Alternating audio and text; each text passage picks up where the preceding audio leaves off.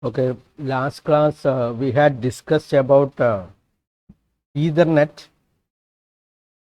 Ethernet uh, is wired LAN and it is 802.3 IEEE 802.3 standard.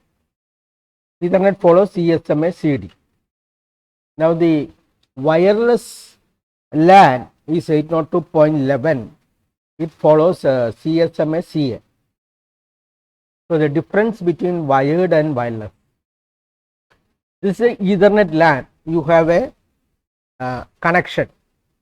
So if both A and C are sensing the channel to be idle at the same time, they send at the same time, collision would occur and it can be detected at the center in Ethernet.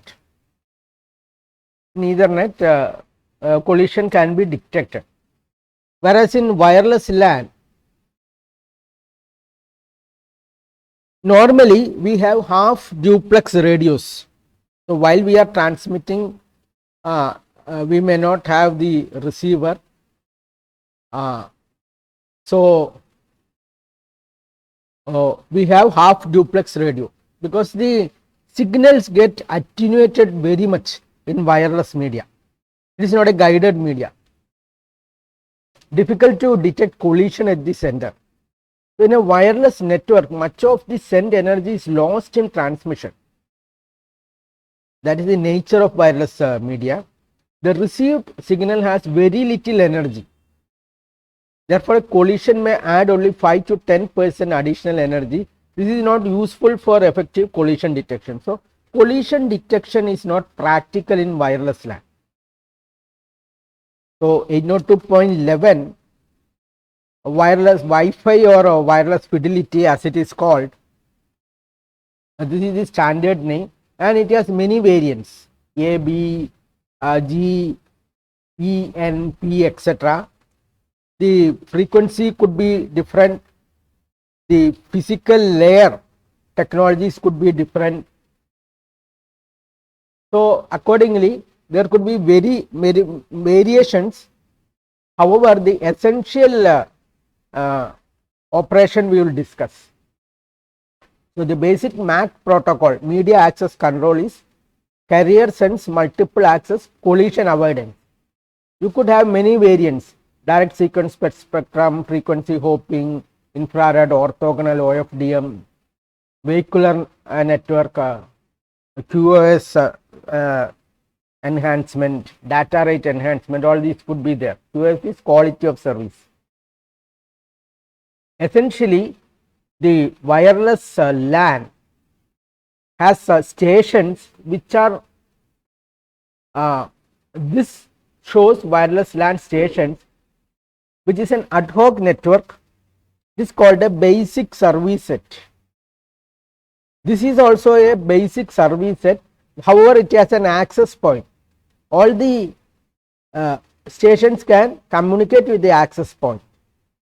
So this is a ad hoc network and this is a infrastructure basic service set. This is an ad hoc basic service set.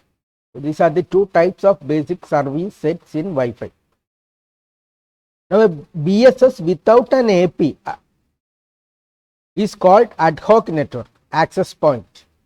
BSS with an AP is called an infrastructure network. So this is an infrastructure network, this is an ad hoc network.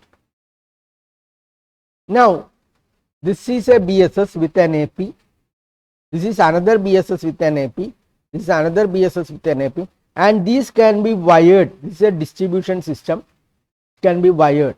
So this is an extended service set. Extended service set consists of basic service sets in which access points are there in BSS and they are connected together. Coming on to the general MAC layers in 802.11. So this is 802.11. You have condension service. We are looking at the condension service. There is also condension free service, but however we are not looking at that. We are looking at the condension service. So there are many variants. 802.11 many physical layer technologies are there, and they are the contention based service are called distributed coordination function, in which it is not point to point. Many nodes would run algorithm of this Wi-Fi, and they would on a contention basis get access to the channel. That is the MAC layer. Now this link layer control is there, which we have discussed above the MAC layer, which is the error control, the framing, the flow control, etc. Now in Wi-Fi, our strategy is to avoid collision. So there are three strategies for collision avoidance. So what are they? So the timing in carrier sense multiple access, collision avoidance, three strategies. This is a channel which is busy. So if you continuously sense the channel, you find it busy. Whenever it is found idle, so after a space called interframe space, even if the channel is idle, after a space we will defer transmission. So the interframe space, even if channel idle, so we are deferring transmission by IFS. Sometimes it is referred to as DIFS, distributed interframe space. Suppose in this space, because even if channel appear idle, a distant station may have started transmission. That is the logic behind providing IFS. Some other station would have started transmission, and IFS allows the front of this signal to reach this station. So if we provide sufficient IFS, it would be a time by which any distant station which had found the station idle, channel idle and transmitted, that would reach here. So we are deferring transmission, because we cannot afford to have collision detection. We need to have alternate strategies. One is provide IFS. Second one, the contention window. There is a contention window which is chosen as a random value. So the contention window after IFS. So we wait for IFS. After IFS also, if the channel is idle, we will wait for a contention time, and that is based on a contention window chosen, and this contention window is divided into slots of 20 microseconds. So this is 20 microsecond one slot, second slot, third slot. So there is a contention window divided into 20 microsecond slot. Now each node would pick a value, like we had seen a value R is picked in CSMA CD from a range 0 to 2 raised to k, where k will increase with each try. Like that, from a range we will pick a value. Now we will wait for the time when the back of timer reduces to 0 from a random number chosen from a contention window. So if contention window is 50, two stations are there, they will be choosing different values between 0 and 50, and each 20 microsecond it will reduce to 14. Say one node has chosen 15, it would reduce after 20 microsecond to 14, then after 20 microsecond to 13, like that. After each slot it would reduce. So the contention window doubles after each retry, like we had seen in the Ethernet case.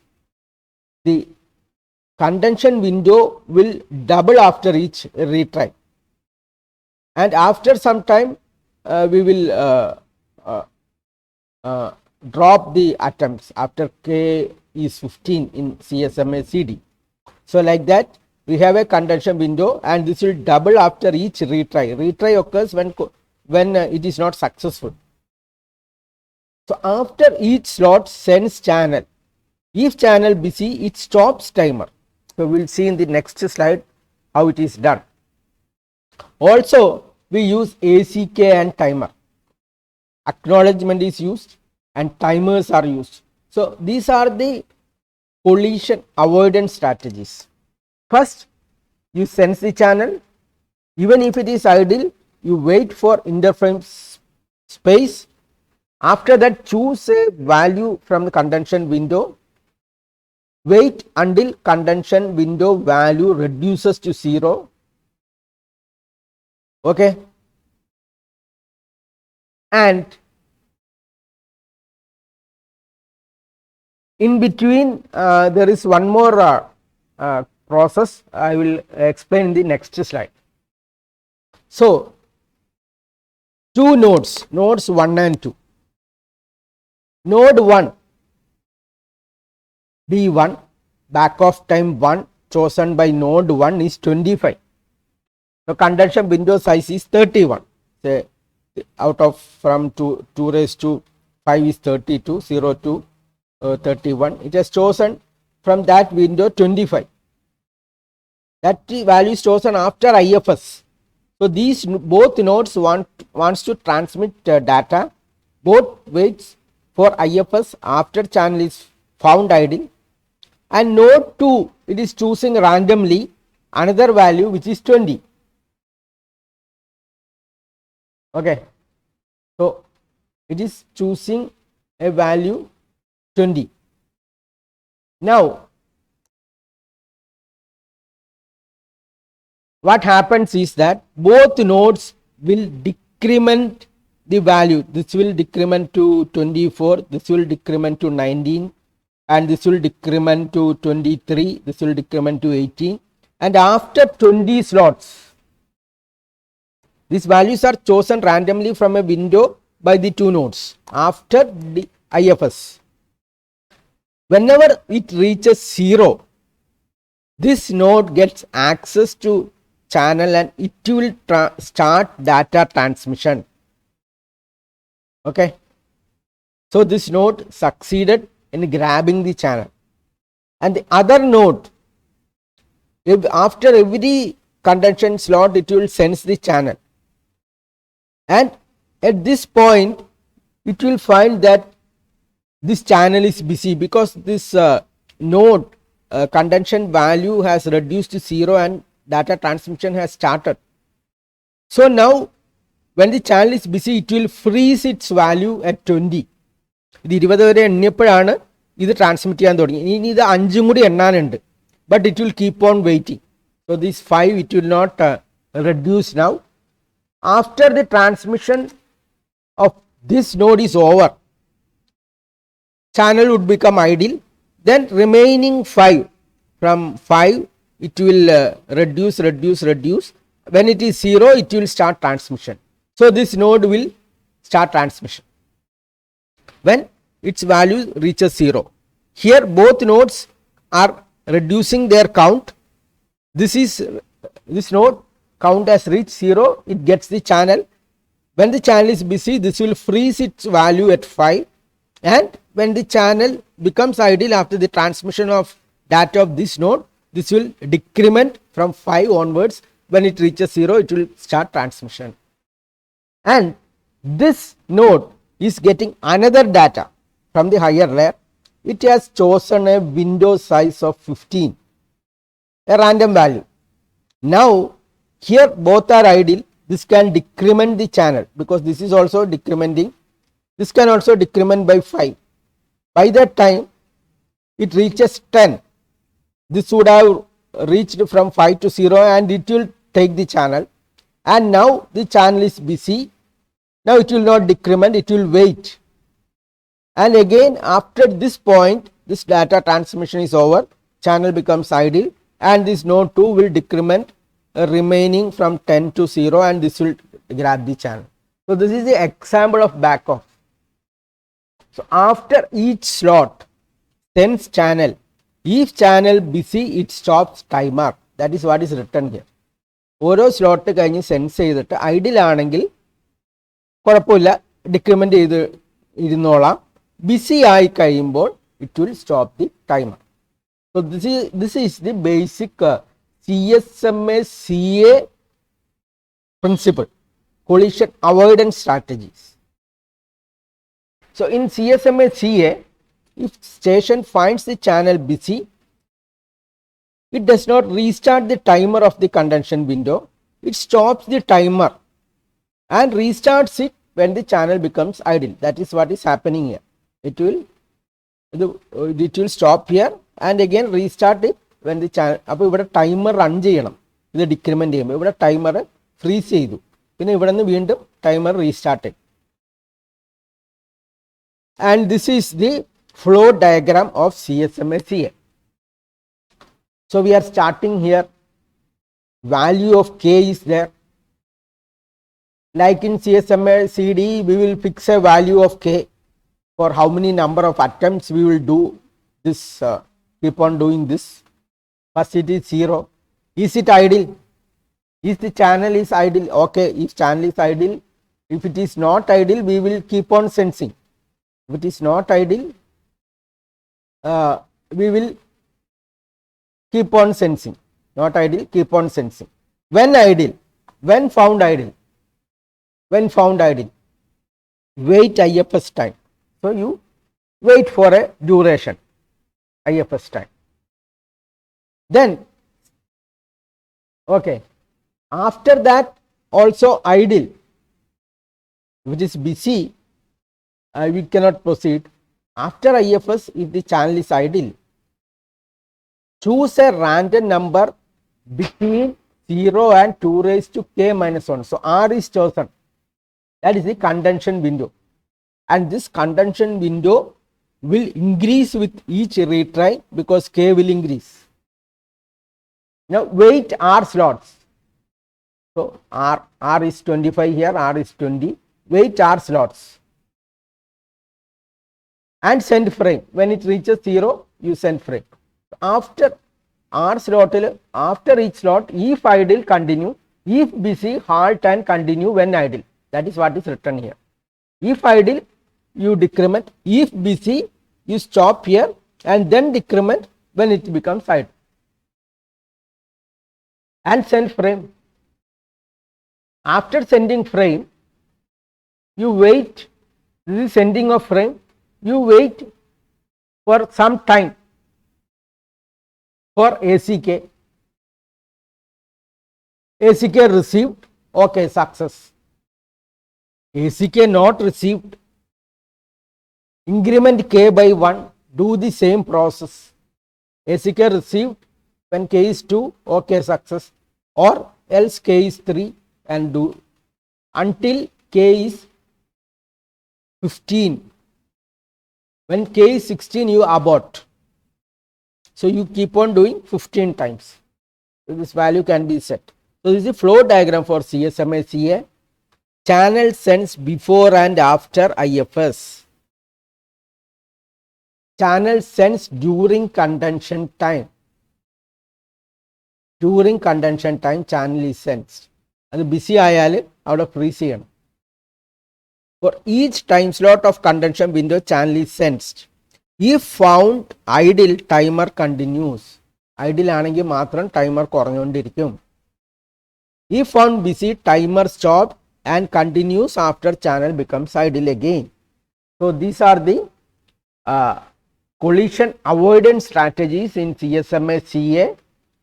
This is necessary because collision detection is not feasible in wireless LAN because the signal gets attenuated very fast. So with this we are finishing this portion, media access control. Both these are covered, CSMA CD as well as CSMA CA. So that covers all the functions of the data link layer. So we will meet again for the network layer.